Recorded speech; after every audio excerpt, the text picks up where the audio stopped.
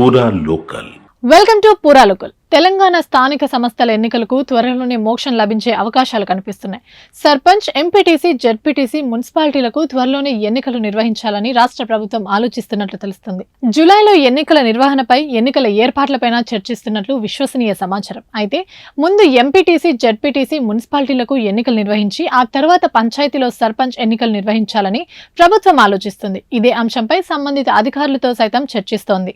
అధికారులు మాత్రం ముందు సర్పంచ్ ఎన్నికలే నిర్వహించాలని సూచిస్తున్నారు. గ్రామాల్లో సర్పంచ్ల పదవీకాలం ముగిసి ఇప్పటికే ఏడాదికి పైగా అయిందని, కేంద్రం నుంచి రావాల్సిన 15వ ఆర్థిక సంఘం నిధులు కూడా 1500 కోట్లకు పైగా నిలిచిపోయాయనే వివరాలను సర్కార్ దృష్టికి తీసుకెళ్లారు.